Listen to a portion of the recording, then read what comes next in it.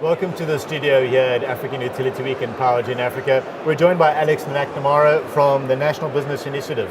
Welcome, Alex. Thank you. We're talking about the topic of unlocking water investment in South Africa. Alex, what are some of the challenges that investors in water are facing? Well, firstly, just to say that unlocking water investment is certainly not a national problem. It's definitely a global issue. So the whole world is grappling with how do we unlock water in the way we have in transport, the way we have in energy, etc. So our challenges are certainly not unique. But I think the first thing is we've got to get our water pricing right. So you'll find generally water is really undervalued. And basically what that means is there's no real return on investment for many projects. And although investors want to invest, the market isn't really fit for purpose, if you like. So the first thing we have to do is think about, can we move towards more cost-effective tariffs? As soon as you say that, however, you have to think about how do we protect the poor at the same time. So really the first key challenge is how do we get the pricing right and make sure we protect the poor. And the other one is where do we look and where can we unlock opportunities around, for example, public-private partnerships, which have been able to work in other spaces, but less so in water at the moment. The key challenge really though is that enabling environment. If we can get the institutions right, if we can get the pricing right, the investors are ready and available to invest in the water market. And they don't have to be global investors. The domestic market is more than adequate to address our water investment needs. So what should the utility market be doing to address these challenges? I think the first thing, like I mentioned, is to get the sort of tariff thinking correct. So effectively, we can have a free basic water allowance that's very important, as critical as a sort of social lifeline.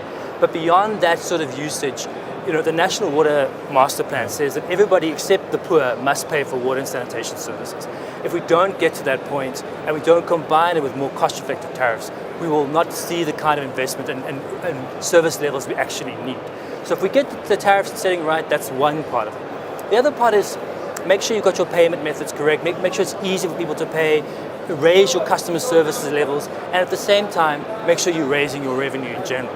So the low-hanging fruit, water leakage and non-revenue water, are costing us almost 10 billion rand a year in this country. That's an economic opportunity. So let's harness the economic opportunities. So water leakage is one example. Wastewater treatment is another one, which is currently a difficult situation, but that could be a real opportunity for the economy and for utilities as well. So it's a combination of better customer service, better tariff setting, improving governance in many cases, improving their institutional capacity so they can unlock things like public-private partnerships, but also basically increase revenue, reduce cost, and enable water investment to flow. So how is new technology enabling the water sector?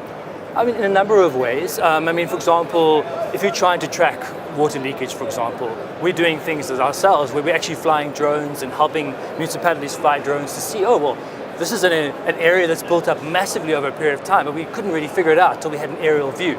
So drones have actually become something you can do to think about rapid expansion of areas. How does it affect a municipality, for example, its planning, and also what kind of water losses could we then expect in that area. They're also using remote sensing as another example, but obviously clearly the other key opportunities around metering. So how do we make sure that we have accurate metering?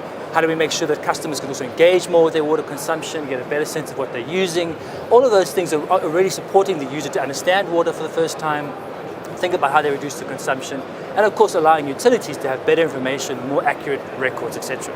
One of the biggest challenges is just that you may not be metered or you may not be paying. So if you have an accurate meter, an accurate bill linked to technology, it's more likely you will pay, and ultimately the revenue will increase for the utility as well.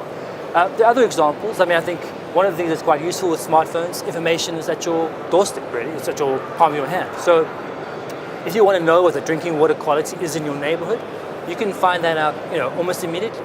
You can see what the latest blue drop status is for your local municipality. But it's also about that active citizen who's thinking about what is the quality of water in this area, how is my municipality faring, and then of course making sure we have accurate metering and billing that underpins all of that as well.